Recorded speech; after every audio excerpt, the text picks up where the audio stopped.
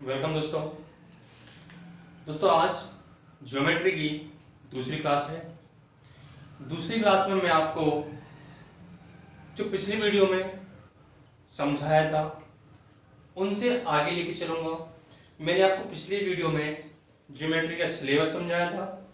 Syllabus के बाद मैंने आपको कुछ पॉइंट्स के बारे में, लाइन के बारे में, लाइन सेगमेंट्स के बारे में, कुछ एंगल्स के बारे में आपको मैंने समझाया था। अब मैं बात करूंगा मैं उनसे रिलेटेड जो भी एंगल्स बनते हैं आगे चल के वो किस प्रकार से बनते हैं उनके बारे में, ठीक है ना। तो एंगल जो बनेंगे, मैं सबसे पहले एंगल किस प्रकार का नाम दिया जाता है उसके बारे में डिस्कस करूंगा। मैंने आपको पिछला टाइप ऑफ एंगल बताए थे। टाइप ऑफ एंगल में मैंने आपको एक्यूट एंगल, राइट एंगल और obtuse angle, acute, right angle, obtuse angle, उसके बाद लाइन एंगल, ठीक है ना। उसके बाद मैंने स्ट्रेट लाइन एंगल बताया, रिफ्लेक्स एंगल बताया था, कंप्लीट एंगल बताया था। वहीं पे मैंने आपको वीडियो रोक दिया था। अब मैं बात करूंगा आपको वर्टिकली अपोजिट एंगल किसे कहते हैं। वर्टिकली अपोजिट अगर एंगल की बात करूं मैं, वर्टिकली अपोजिट एंगल,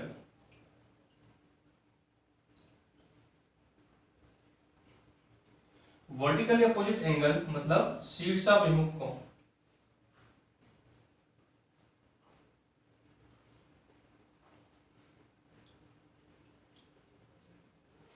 शीर्षाभिमुख कोण किसे कहते हैं? शीर्षाभिमुख कोण की अगर मैं बात करूं तो मैं दो लाइन खींचता हूं। ये जो लाइन है इस प्रकार से मैं लाइन खींच, मैं ये जो एंगल्स बन रहे हैं इनको मैं नाम दे देता हूं ए, और ये नाम देता हूं बी, ये नाम देता हूं सी, और ये नाम देता हूं डी। अगर ये आपस में दो लाइन किसी भी एक पॉइंट पर, आपस में दो लाइन किसी भी एक पॉइंट पर काट रही हैं, ठीक है ना, या फिर इंटरसेक्ट कर रही हैं, तो इनके बारे में अगर मैं बताऊं तो ये जो अपोजिट एंगल्स हैं आपस में, इसमें एंगल है एक जो है एंगल ए इक्वल रख सकता हूं मैं एंगल सी के बराबर। एंगल ए जो है एंगल सी के बराबर रख सकता हूं, और एंगल बी जो है एंगल डी के बराबर रख सकता हूं। एंगल ए एंगल सी के बराबर है और एंगल बी एंगल डी के बराबर है। क्यों है ये मैं आपको अभी समझा देता हूं। मैंने आपको पिछली वीडियो में बताया था कि अगर एक पूरा गोला कोई एंगल घूम जाता है तो वो कितने का होता है? 360 डिग्री का होता है। मैंने आपको ये भी बताया था कि एक लाइन पर जो एंगल बनते हैं वो कितने का होता है? 180 डिग्री। कितना होता है? 180 डिग्री का। क्लियर है? 180 डिग्री का होता है। ये भी हम पिछली वीडियो में सीख चुके हैं, ठीक है ना। चलिए, अगर मैं बाद में बात करूं, अगर मैं इस वाले एंगल को थीटा मान लूं, क्या मान लूं? थीटा। तो ये क्या होगा दोस्तों? 180 माइनस थीटा होगा, हाँ या ना? होगा कि नहीं होगा? 1 थीटा होगा और ये 180 माइनस थीटा होगा। जब ये 180 माइनस थीटा होगा तो ये वाला जो एंगल है पूरा ये एक लाइन बन रही है, तो ये 180 माइनस थीटा, तो ये थीटा का होगा, हाँ या ना? होगा कि नहीं होगा? जब ये थीटा है तो ये कितने का होगा? 180 माइनस थीटा। इसे मैं यहां पर भी दर्शा देता हूं कि कैसे, अगर मैंने एक लाइन ये खींच ली, अगर मैं इस लाइन को दो बराबर भागों में बांट दूं, तो ये हमको पता है कि ये जो कंप्लीट लाइन है, वो कितने का एंगल क्रिएट करती है? ये जो है अपने आप में एक 180 डिग्री का एंगल क्रिएट करती है, हाँ या ना? 180 डिग्री का एंगल जब क्रिएट करती है, अगर मैं इसके एक पार्ट को थीटा मान लेता हूं, क्या मान लेता हूं? थीटा मान लेता हूं, तो सेकंड पार्ट क्या हो जाएगा? 180 माइनस थीटा, हाँ या ना? 180 माइनस थीटा होगा। क्लियर है ना? वही मैंने यहां पर दर्शाने की कोशिश की है कि ये जो थीटा है उसको मैंने इसको एक जो वैल्यू है इसको मैंने अगर थीटा मान लिया तो ये जो एंगल सी यहाँ पर क्या डिटरमाइन कर रहा है, एंगल सी भी थीटा डिटरमाइन कर रहा है, इसलिए एंगल ए बराबर एंगल सी आपको दिखाई दिया। क्लियर है ना? ये तो हो गया आपका वर्टिकली अपोजिट एंगल। क्लियर है? आपको इतना समझ में आ गया होगा कि वर्टिकली अपोजिट एंगल किसे कहते हैं या फिर शीर्षाभिमुख कोण किसे कहते हैं। क्लियर है ना? कोई प्रॉब्लम हो तो बताइए दोस्तों। यदि आपको ये जो चैनल पे मैं आपको सिखा रहा हूं, अगर आपको ये अच्छा लग रहा हो, प्लीज वीडियो को लाइक करना, शेयर करना और कमेंट करके बताना कि आपको ये वीडियो कैसा लग रहा है। सपोर्ट दें, आपका सपोर्ट चाहिए तो वो मुझे चाहिए, आपको सपोर्ट। मैं आपको जो है कोर्स पूरा कराने की जिम्मेदारी लेके आया हूं अब की बार, कि जो भी मैं कोर्स कराऊंगा वो फुल कराऊंगा। ठीक है ना? जो भी कोर्स कराने की बात कर रहा हूं मैं पूरा कोर्स कराऊंगा दोस्तों।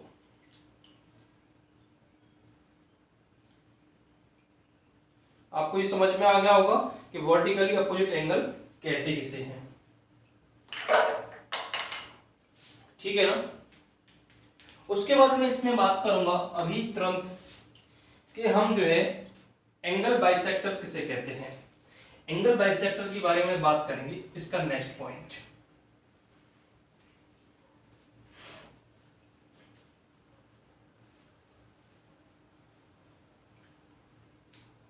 एंगल बाइसेक्टर,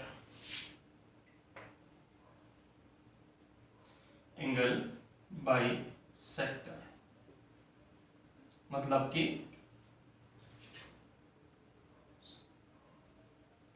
एंगल बाइसेक्टर के बारे में बात कर दो, कोण समद्विभाजक, हिंदी में बोलते हैं इसे कोण समद्विभाजक।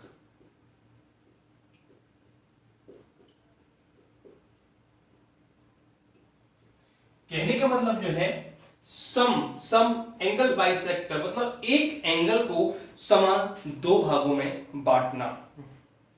ठीक है ना? इसको अगर मैं बारे में बात करूं, ये दो प्रकार से बांटे जाते हैं। एक तो होता है इसका पार्ट जो है इंटीरियर और एक होता है इसका पार्ट एक्सटीरियर। मतलब एक तो हम इसे अंतः समद्विभाजित कर सकते हैं और एक हम जो इसे बाह्य समद्विभाजित कर सकते हैं। ठीक है ना?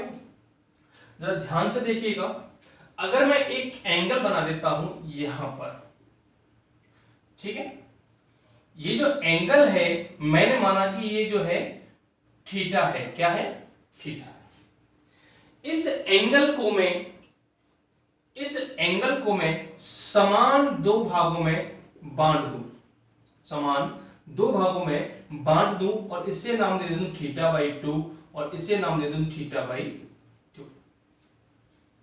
अगर मैं इसे θ/2 और θ/2 नाम दे देता हूं तो ये जो है लाइन है ना, ये जो लाइन है, ठीक है, ये जो लाइन है इसे मैं A और P नाम दे देता हूं, APBC। जो AP है इसमें जो समान दो भागों में इसे जो बांट रही है इस एंगल को, इसी AP लाइन को हम क्या कहेंगे? AP is a angle bisector, interior angle bisector, interior angle bisector. मतलब AP क्या है इसमें? AP है इंटीरियर एंगल बाइसेक्टर। कहने का मतलब है कि इसमें जो AP है वो है अंतः कोण समद्विभाजक लाइन, अंतः कोण समद्विभाजक रेखा।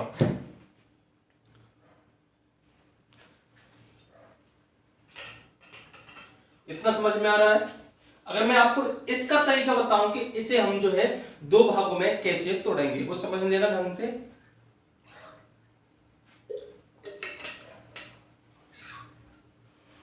किसी भी एक एंगल को समान दो भागों में तोड़ने के लिए करते क्या है वो जरा ध्यान से देख लेना।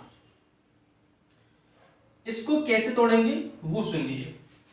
हम प्रकार की सहायता से, ठीक है ना, प्रकार की सहायता से यहां पर इस प्रकार से एक इस वाले जो तुम्हारा जो पॉइंट है, इस पर पॉइंट से यहां से एक चाप लगाएंगे, इस प्रकार से चाप लगा दिया। अब इस चाप से उसी से यहां पर एक चाप लगाएंगे और इसी से रखकर यहां पर एक चाप लगाएंगे, इन दोनों को आपस में मिला देंगे। ये जो रेखा है ना, यही जो है एंगल बाइसेक्टर होगी। क्लियर है ना? एंगल बाइसेक्टर लाइन यही होगी। उसके बाद मैं अगर बात करूं, ये तो हो गया इंटीरियर एंगल, कहने का मतलब इंटीरियर मतलब अंतर समद्विभाजक। अगर मैं एक्सटीरियर एंगल बाइसेक्टर के बारे में बात करूं, एक्सटीरियर एंगल बाइसेक्टर के बारे में बात करूं, तो जरा ध्यान से देखिएगा। मैंने एक रेखा बनाई, इस पर मैंने ये वाली लाइन खींच दी। अगर मैं इसे इंटीरियर एंगल मान के चलूं, तो ये जो एंगल है वो क्या होगा? एक्सटीरियर होगा। ये जो एंगल है वो क्या होगा? एक्सटीरियर होगा। ठीक है ना? ये एंगल अगर मैं एक्सटीरियर है, ये जो एंगल है एक्सटीरियर है, तो इसको भी दो भागों में जो बांटेगी रेखा, उसी को हम क्या कहेंगे? ये जो एंगल हमने एपी को ये माना था, इसे हम मान लेते हैं क्यू। ठीक है ना? एपी और ये ए क्यू। तो ये जो ए क्यू है, ए क्यू क्या है? A Q is exterior angle bisector.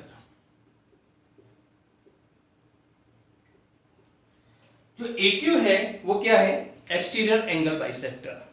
समझ में आ रहा है ना कैसे है? वो मैंने आपको बता दिया किस प्रकार से हमको इसको दो भागों में बांटना है। लेकिन यहां पर हम इसे क्यों बता रहे हैं, यहां पर ये बात आपको ध्यान से सुनिएगा। अगर हम जो है इस एंगल को अल्फा मानते हैं तो ये भी अल्फा होगा, हाँ या ना? इसे अगर बीटा मानते हैं तो ये भी बीटा होगा, हाँ या ना? क्योंकि ये जो एंगल है इसके बराबर है, ये इंटीरियर एंगल बाइसेक्टर लाइन है, और ये जो एंगल है वो एक्सटीरियर एंगल बाइसेक्टर लाइन है, इसलिए ये अल्फा बराबर अल्फा होगा, हाँ या ना? हमने अभी अभी पढ़ा था कि एक ही लाइन पर बना एंगल कितने का होता है? 180 डिग्री का, हाँ या ना? एक ही लाइन पर बना कोण कितने का होता है? 180 अंश का, हाँ या ना? तो 180 अंश का होता है, तो अल्फा प्लस बीटा बराबर क्या होगा? अल्फा प्लस बीटा बराबर क्या होगा? 180 डिग्री, हाँ या ना? जब 180 डिग्री होगा तो ये 2 अल्फा प्लस बीटा हुए, हाँ या ना? 180 डिग्री। जब ये 2 अल्फा प्लस बीटा 180 डिग्री हुए तो अल्फा प्लस बीटा इक्वल कितने हुए? 90 डिग्री।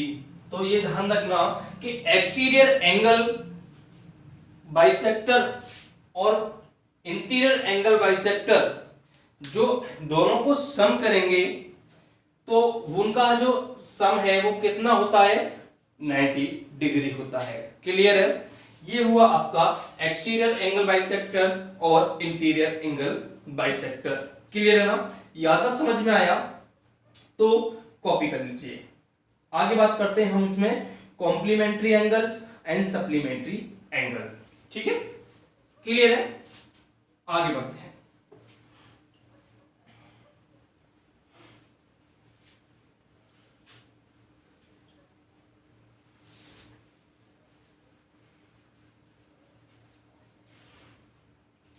अब बात करते हैं कॉम्प्लीमेंट्री एंगल की।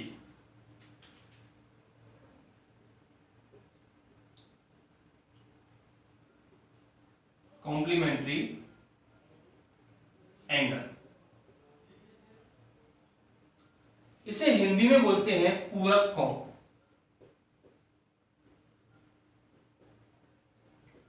क्या कहते हैं इसे हम?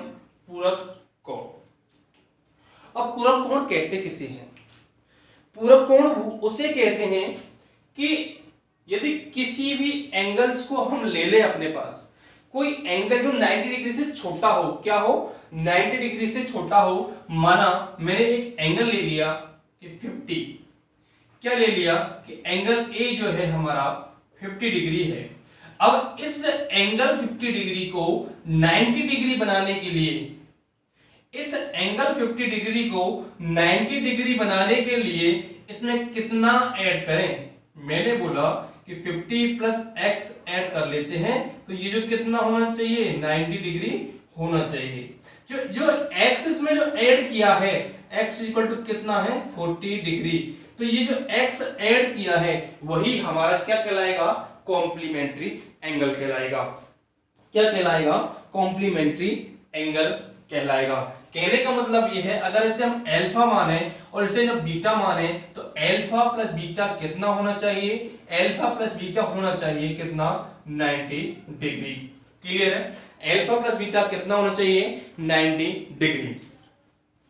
कॉम्प्लीमेंट्री एंगल्स की बारे में बात करूं मैं तो दो एंगल्स का सम कितना होना चाहिए, दो एंगल्स का सम कितना होना चाहिए 90 डिग्री होना चाहिए। 90 डिग्री जब होता है तो उसमें से हमारा कॉम्प्लीमेंट्री एंगल किसे कहा जाएगा, कॉम्प्लीमेंट्री एंगल उसे कहा जाएगा जो कि किसी भी एक एंगल को 90 डिग्री पूरा बनाता है। क्या बनाता है 90 डिग्री पूरा बनाएगा, उसी को हम क्या कहेंगे कॉम्प्लीमेंट्री एंगल कहेंगे। क्लियर है ना। आगे इसी में एक बात आती है कॉम्प्लीमेंट्री एंगल के बारे में, बाद में आती है सप्लीमेंट्री एंगल।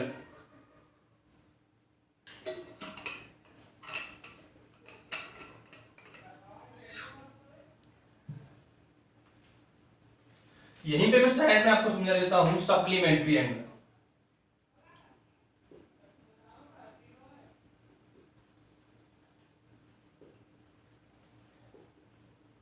इसे हिंदी में बोला जाता है समपूरक कोण।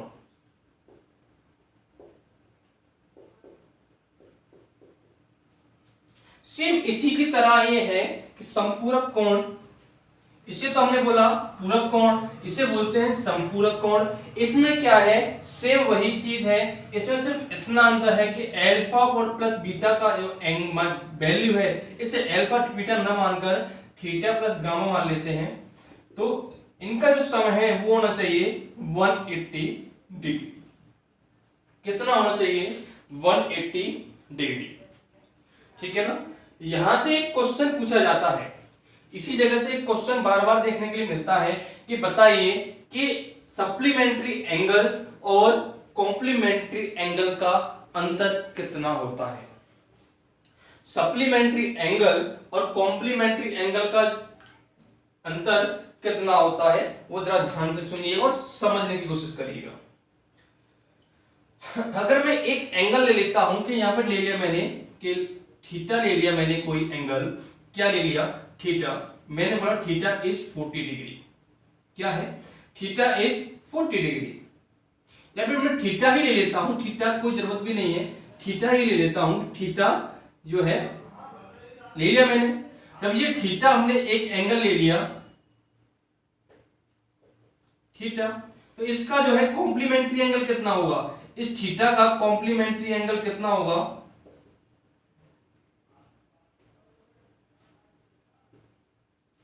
कितना होगा 90 माइनस थीटा, है ना।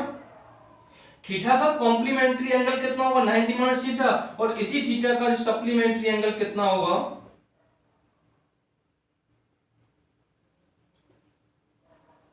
कितना होगा 180 माइनस थीटा, हाँ या ना 180 माइनस थीटा होगा। तो दोनों का जो सप्लीमेंट्री एंगल हमने ले लिया और कॉम्प्लीमेंट्री एंगल ले लिया।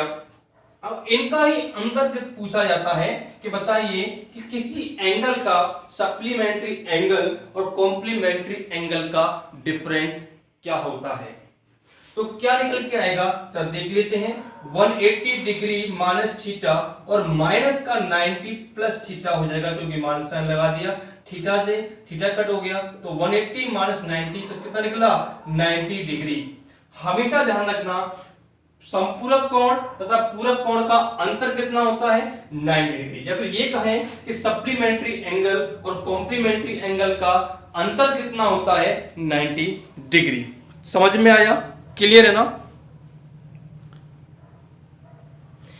आगे बढ़ते हैं।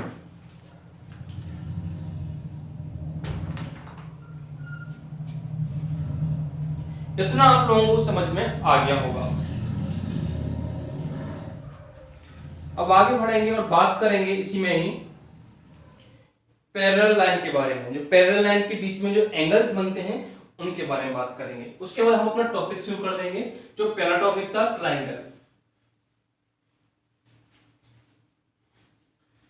समझ में आ रहा हो तो प्लीज वीडियो को लाइक करना, शेयर करना और कमेंट करके बताना कि आपको ये वीडियो कैसा लगा। पैरेलल लाइन के बारे में बात करें।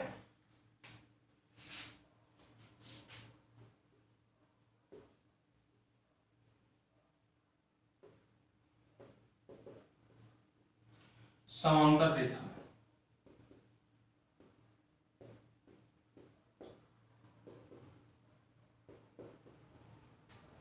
ध्यान से समझिएगा दोस्तों। समांतर रेखाएं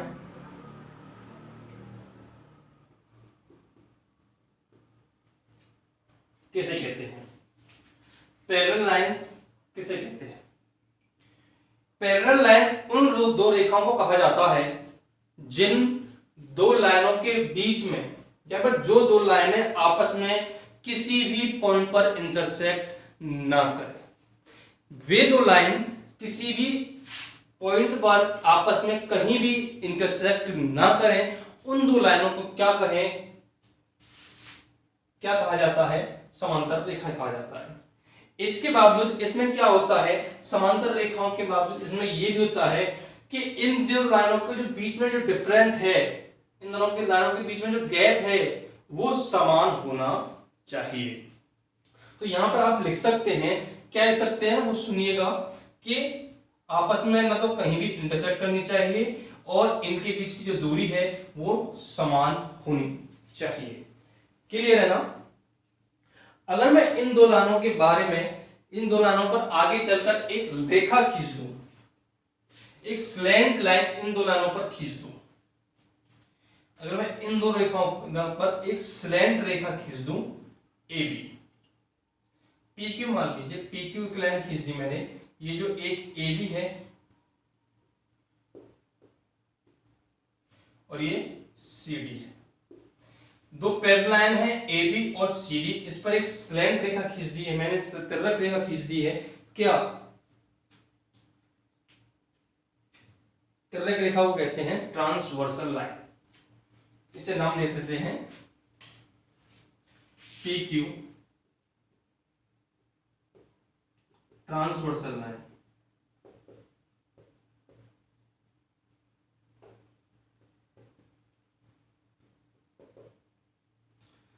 तिर्यक रेखा,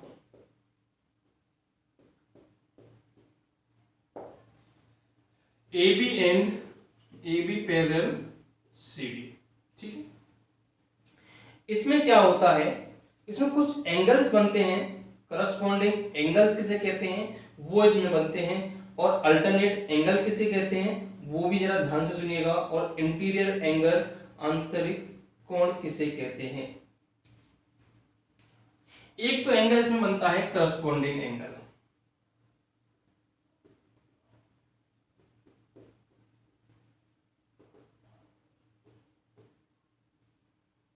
ठीक है, और एक इसमें बनता है करस्पॉन्डिंग एंगल के बाद अल्टरनेट एंगल,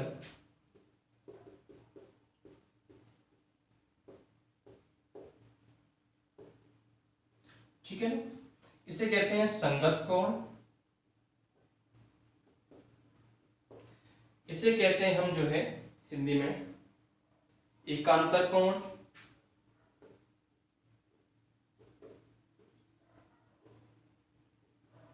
पहले इन दोनों के बारे में बात कर लेते हैं। इन एंगल्स को हम जरा नाम दे देते हैं। ये जो है एंगल 1, 2, 3, 4, 5, 6, 7, 8, 8 एंगल हमने नाम दे दिए। ठीक है ना? यहां पर जरा ध्यान से देखिएगा, पहले हम बात कर रहे हैं एकांतर कोण, सॉरी संगत कोण के बारे में, अल्टरनेट एंगल के बारे में बाद में बात करेंगे।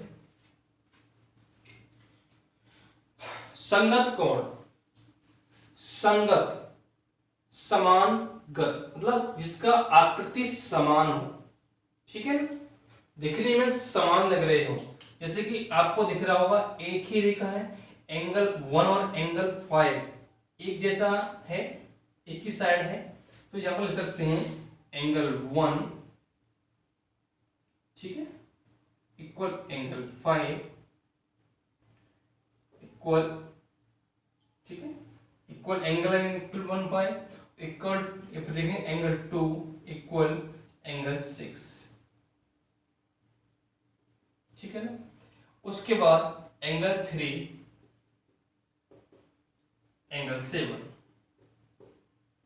एंगल 4 एंगल 8, इन्हें नाम दिया जा सकता है संगत कोण, ठीक है ना। उसके बाद हम बोले एकांतर कोण। एकांतर कोण किसे कहते हैं, वो जरा ध्यान से सुनिएगा।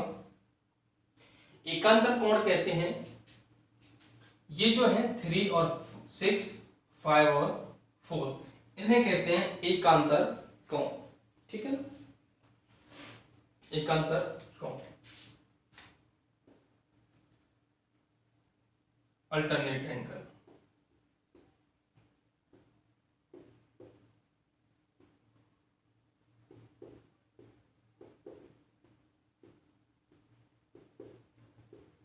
कौन से हैं, 3 है equal angle 6, angle 4 equal angle 5। इसमें से जो इंटीरियर एंगल के बारे में कभी कोई पूछने के लिए आता है, इन दोनों लाइन बीच में इंटीरियर एंगल कौन है, जो दो रेखाओं के बीच में है उन्हीं को कहते हैं हम इंटीरियर एंगल। कौन से हैं, 3 4 5 6 जो बीच में है उनको बोला जाता है इंटीरियर एंगल, ठीक है ना। ये जरूरी था। अब हम अपना टॉपिक शुरू करते हैं। क्या था, ट्रायंगल।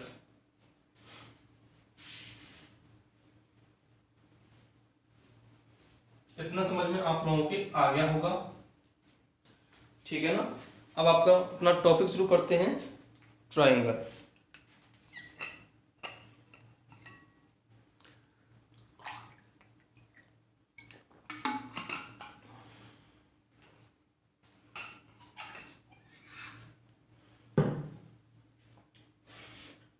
ध्यान से समझिएगा, ट्रायंगल से स्टार्ट कर रहे हैं। त्रिभुज या त्रिकोण।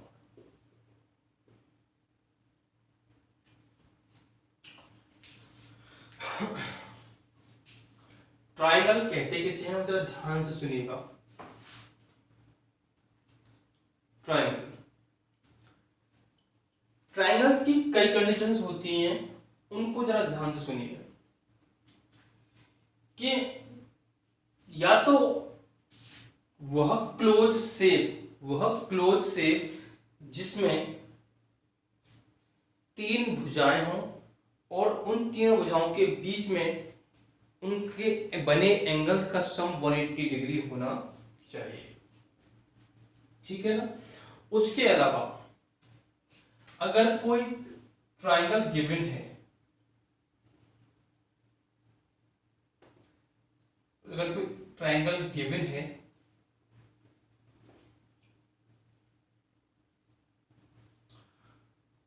और उसमें साइड्स गिवन है,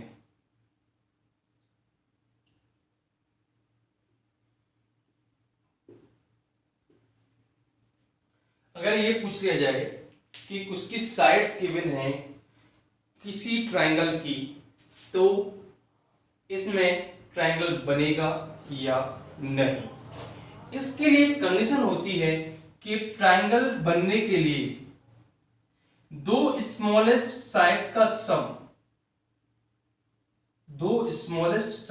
सम, माना कि A एंड B, इसमें 2 छोटी साइड्स हैं और C एक बड़ी साइड है, तो स्मॉलेस्ट साइड का सम तीसरी से बड़ा होना चाहिए तथा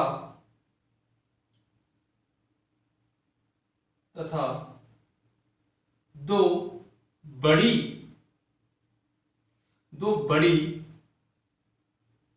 साइड्स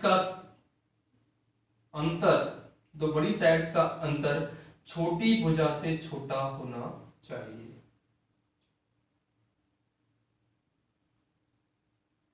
ठीक है। ये इसमें कंडीशन होती है। कि इनका अंतर बड़ी साइडों का छोटी भुजा से छोटा होना चाहिए और सम दो छोटी भुजाओं का उन तीसरी भुजा से ज्यादा होना चाहिए। ठीक है ना, ये आपका ट्रायंगल बनेगा।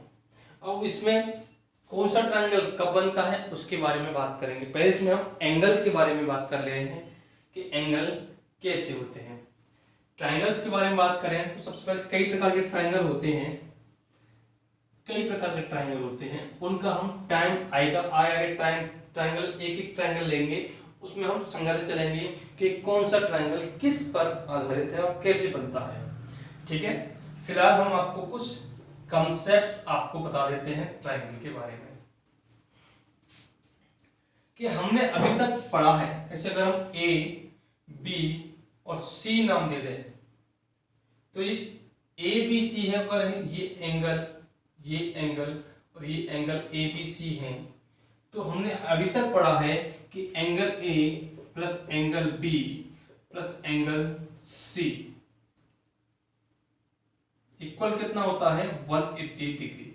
लेकिन ये होता कैसे है वो जरा ध्यान से देखते हैं,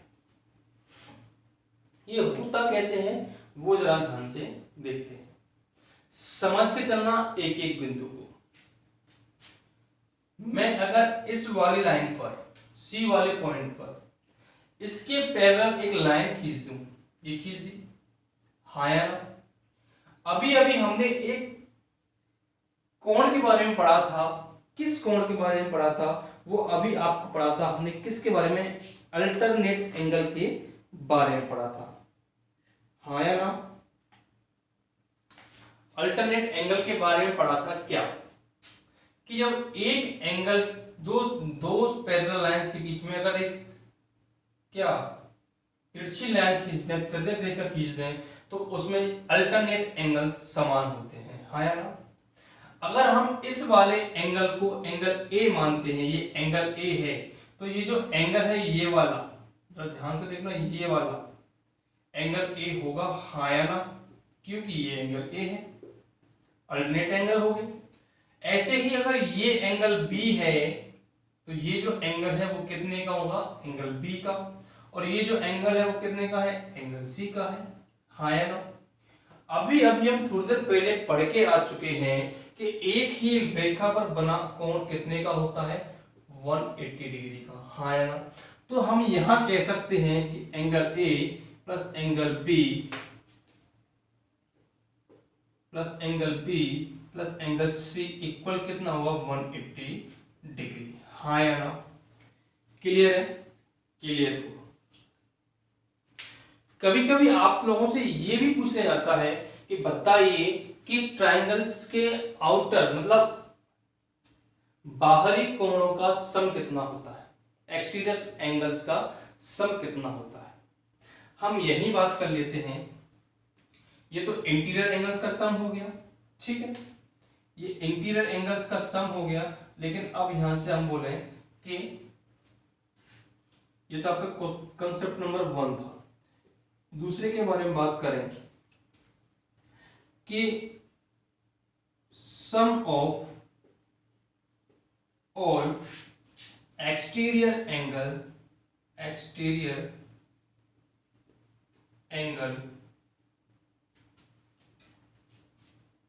of triangle is 360 degree, 360 degree. अब ये कैसे होता है तो जरा ध्यान से समझने की कोशिश करना। Sum of all exterior angle of triangle is 360 degree.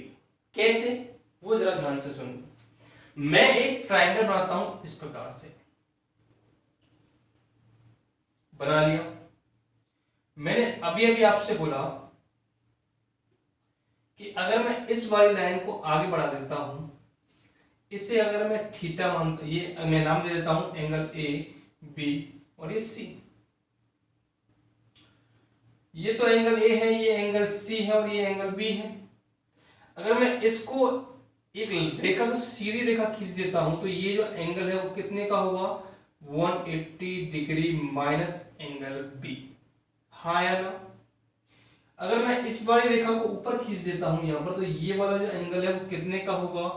180 degree minus angle सी। हाँ या ना? अगर मैं इस वाली रेखा को यहां पर खींच दूं नीचे की तरफ, तो ये जो एंगल है वो कितने का होगा? 180 डिग्री माइनस एंगल ए। क्लियर है? इतना क्लियर है? अब आपको पता है कि मैंने 3 रेखाएं सीधी लाइन में खींची हैं, इसका मतलब क्या है? यहाँ पर 3 बार 180 डिग्री एंगल बना होगा ना? तो मैं क्यों ना तीनों रेखाओं को ऐड कर दूं, ठीक है ना? देखिए जरा ध्यान से देखना, angle C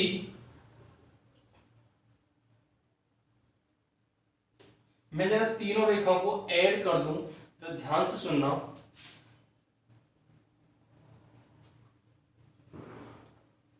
one 180 degree minus C, 180 degree minus C, 180 degree minus angle C plus 180 degree minus angle B plus 180 degree minus angle A equal कितना होना चाहिए? 180 डिग्री माइनस एंगल कितना होना चाहिए? ये जो 3 बार ऐड किया है मैंने, ठीक है ना, 360 बार, मतलब 180 डिग्री में 3 बार ऐड किया है, तो वो जो 3 बार जो ऐड किया 540 होगा। हाँ है ना? 540 हो जाएगा, क्योंकि 180 180 और 180 3 बार ऐड कर लिया। लेकिन भाई जब मैंने इन तीनों को ऐड किया है, तो वो जो तीनों में से अगर मैं इंटीरियर वाले एंगल को सब्ट्रैक्ट कर दूं, तो इसके बराबर आएगा। हाँ या ना? आएगा कि नहीं आएगा? आएगा।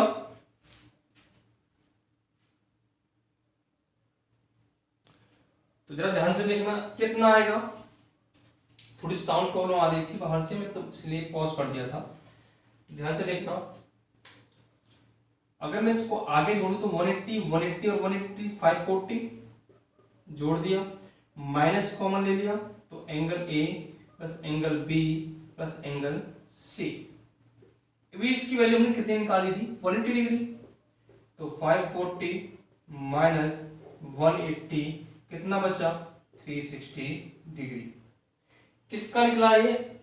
एक्सटीरियर एंगल किसका? ट्रायंगल का सम एक्सटीरियर एंगल कितना होता है? 360। ठीक है, आज की वीडियो में दोस्तों हम 2 ही कंसेप्ट रखेंगे, तो वीडियो ज्यादा लंबा नहीं होना चाहिए। आप लोगों को प्रॉब्लम आती है, इसलिए उम्मीद करता हूं कि आप लोगों को ये वीडियो अच्छा लगा होगा। प्लीज वीडियो को लाइक करना, शेयर करना, कमेंट करके इतना बताना कि आपको ये वीडियो कैसा लगा।